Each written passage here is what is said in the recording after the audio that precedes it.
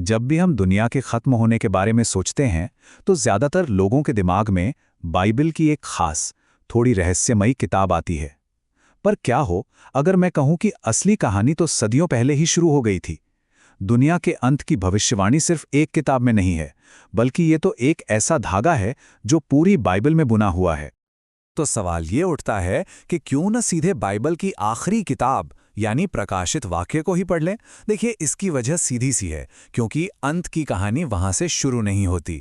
ये एक बहुत बड़ी पहेली की तरह है जिसके टुकड़े पूरी बाइबल में बिखरे हुए हैं, और आज हम उन्हीं टुकड़ों को एक एक करके जोड़ने वाले हैं। तो हमारा ये सफर कहाँ से शुरू होगा? हम चलेंगे पुराने नियम के भविष्यवक्ताओं के पास, फिर देखेंगे कि दानियल ने क्या दर्शन देखे।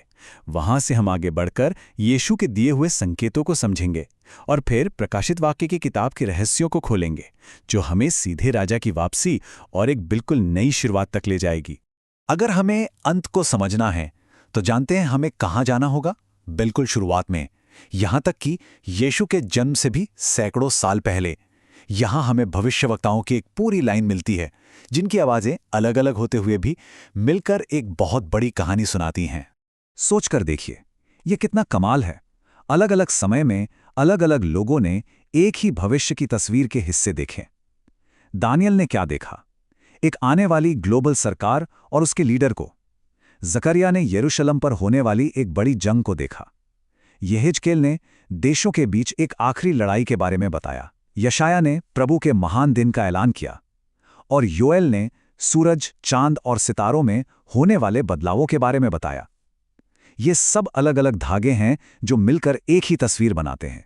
तो चलिए सबसे पहले बात करते हैं दानियल की, जो बाबिल में एक भविष्यवक्ता थे। उनके दर्शन हमें अंत समय की घटनाओं के लिए एक बेसिक टाइमलाइन देते हैं, एक ऐसा ब्लूप्रिंट जो आज भी 2500 साल बाद भी बहुत मायने लगता है। डैनियल ने एक ऐसा ख्वाब देखा जो किसी को भी चौंका दे। समंदर की गहराइयों से 4 बड़े बड़े जानवर निकल रहे थे। अब ये कोई मामूली जानवर नहीं थे। हर एक जानवर एक ताकतवर साम्राज्य का निशान था, जो एक एक करके आएंगे और पूरी दुनिया पर हुकूमत करेंगे। जरा इन जानवरों को देखिए। पहला था पंखों वाला शेर, फिर आया एक ताकतवर भालू, उसके बाद एक तेज तर्रार तेंदुआ जिसके 4 पंख थे। लेकिन चौथा तो इन सबसे अलग था। इतना खतरनाक, इतना ताकतवर कि उसे बयान करना भी मुश्किल है। और उसके सिर पर थे 10 सींग, आने वाली ताकत और खौफ का प्रतीक। लेकिन कहानी यहीं खत्म नहीं हुई। उन 10 सींगों के बीच से एक और सींग निकला, एक छोटा सींग। ये सींग एक ऐसे लीडर का प्रतीक है जो बहुत करिश्माई होगा, लेकिन वो परमेश्वर के खिलाफ बोलेगा, मानने वालों पर जुल्म करेगा और नियमों को बदलने की कोशिश करेगा। और इसी वजह से ज्यादातर जानकार मानते हैं कि ये बाइबल में एंटी क्राइस्ट का पहला सबसे डिटेल जिक्र है। तो दानियल ने जो कुछ देखा उससे हमें एक पूरा सीक्वेंस मिलता है, एक टाइमलाइन मिलती है। पहले दुनिया की बड़ी ताकतें उठेंगी, फिर एक 7 साल का शांति समझौता होगा, लेकिन बीच रास्ते में ही ये समझौता तोड़ दिया जाएगा, जिससे दुनिया में भारी संकट का दौर शुरू होगा। और इस सबके आखिर में मनुष्य का पुत्र आएगा और एक ऐसा राज कायम करेगा जो कभी खत्म नहीं होगा। अब कहानी में सैकड़ों साल आगे चलते हैं और अब एंट्री होती है खुद यीशु की। जब उनके चेले उनसे पूछते हैं कि अंत का समय कैसा होगा, तो वो सिर्फ जवाब नहीं देते, बल्कि दानियल की भविष्यवाणी का जिक्र करके उस पुराने धागे को और मजबूत कर देते हैं। तो यीशु ने क्या क्या निशानियां बताईं? उन्होंने झूठे भविष्यवक्ताओं, लड़ाइयों और उनकी अफवाहों, अकाल और भूकंपों की बात की। उन्होंने कहा कि ये सब तो बस पीड़ा की शुरुआत होगी। ठीक वैसे ही जैसे बच्चे के जन्म से पहले दर्द बढ़ता जाता है, वैसे ही ये घटनाएं भी समय के साथ और ज्यादा और तेजी से होंगी। और यहीं पर सारी कड़ियां आकर जुड़ जाती हैं।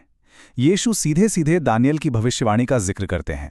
वो कहते हैं, जब तुम उस विनाशकारी घृणित वस्तु को पवित्र जगह पर खड़ा देखो तो समझ जाना, ये एक ऐसी घटना होगी जो सीधे सीधे परमेश्वर का अपमान होगी, और इसके ठीक बाद एक ऐसा महासंकट शुरू होगा जैसा इस दुनिया ने न कभी देखा और न कभी देखेगी।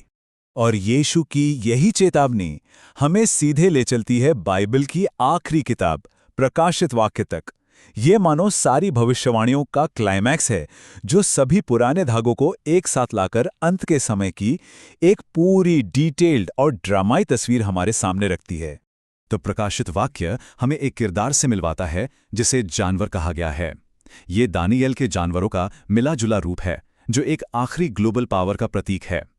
ये ताकत सिर्फ सियासी नहीं है, इसे अपनी शक्ति सीधे ड्रैगन यानी शैतान से मिलती है, और ये दुनिया के हर इंसान से अपनी पूजा करवाना चाहता है। अब इस पूरे सिस्टम को कंट्रोल करने के लिए एक चीज लाई जाती है, जानवर का चिन्ह। ये एक ऐसा सिस्टम होगा जिसके तहत कोई भी उस निशान के बिना ना तो कुछ खरीद पाएगा और ना ही कुछ बेच पाएगा। ये पूरी दुनिया पर आर्थिक और सामाजिक कंट्रोल करने का सबसे बड़ा हथियार होगा। तो क्या ये वक्त शांति का होगा? बिल्कुल नहीं। जानवर के राज के साथ शुरू होता है महासंकट का दौर। प्रकाशित वाक्य इसे न्याय की 3 लहरों के तौर पर दिखाता है, और हर लहर पिछली वाली से कहीं ज्यादा विनाशकारी है। पहले 7 मोहरें खुलती हैं, जिससे दुनिया में उथल-पुथल मच जाती है। फिर 7 तुरहियां बजती हैं, जो कुदरत और इंसानों पर कहर बरसाती हैं। और आखिर में गुस्से के 7 कटोरे उंडेले जाते हैं, जो परमेश्वर का आखिरी न्याय होते हैं। ये सारा न्याय, ये सारा संघर्ष दुनिया को एक आखिरी फैसला कुन जंग की तरफ ले जाता है। दुनिया की सारी सेनाएं एक जगह इकट्ठा होती हैं, एक ऐसी जगह पर जिसका नाम इतिहास में हमेशा के लिए दर्ज हो चुका है, हर्मगेदोन। तो दुनिया एक फैसले के मोड़ पर खड़ी है। सारी सेनाएं जंग के लिए तैयार हैं। अब हम उस मोड़ पर आ गए हैं जहां इतिहास का क्लाइमैक्स होने वाला है। लड़ाई के उस सबसे ऊंचे मोड़ पर जब लगता है कि सब कुछ खत्म हो गया, तभी आसमान खुलता है और यीशु मसीह वापस आते हैं। लेकिन इस बार वो एक नर्म सेवक की तरह नहीं आते, बल्कि एक सफेद घोड़े पर सवार एक विजेता राजा की तरह आते हैं, राजाओं के राजा। उनकी वापसी के साथ ही ये जंग खत्म हो जाती है और जानवर का पूरा सिस्टम एक पल में ढह जाता है। और उनकी वापसी के साथ ही एक बिल्कुल नया दौर शुरू होता है। मसीह धरती पर 1000 साल के लिए शांति और इंसाफ का राज कायम करते हैं। इस दौरान शैतान को बांध दिया जाता है और दुनिया से बुराई की ताकत कमजोर पड़ जाती है। लेकिन 1000 साल के बाद क्या? एक आखिरी बगावत होती है जिसे फौरन कुचल दिया जाता है, और फिर होता है आखिरी न्याय, जहां हर इंसान को उसके कामों का हिसाब देना होता है। और इसी के साथ इंसानियत का सबसे पुराना दुश्मन यानी मौत, उसे भी हमेशा हमेशा के लिए खत्म कर दिया जाता है। और जैसे ही पुराना खत्म होता है, कुछ बिल्कुल नया शुरू होता है। प्रकाशित वाक्य एक नए आसमान और एक नई धरती का वादा करता है। जरा फर्क देखिए, जहां मौत थी वहां अब हमेशा की जिंदगी होगी। जहां दुख और रोना था वहां अब कोई आंसू नहीं होंगे। जहां दर्द और तकलीफ थी वहां सिर्फ सुकून होगा। और परमेश्वर से दूरी भी खत्म हो जाएगी, क्योंकि वो खुद इंसानों के बीच रहेंगे। और यही बाइबल की पूरी भविष्यवाणी का असल मकसद है, जो प्रकाशित वाक्य के इस खूबसूरत वादे में छिपा है। वो उनकी आंखों से सब आंसू पोंछ डालेगा, क्योंकि पहली बातें जाती रहीं। ये हर तकलीफ के खत्म होने का वादा है। और बाइबल की पूरी कहानी इन्हीं आखिरी शब्दों पर आके खत्म होती है। एक सीधा सा लेकिन बहुत शक्तिशाली ऐलान, मैं जल्द आने वाला हूं, और जिसका जवाब सदियों से विश्वास करने वालों के दिलों से गूंजता है, आमीन। हे प्रभु यीशु,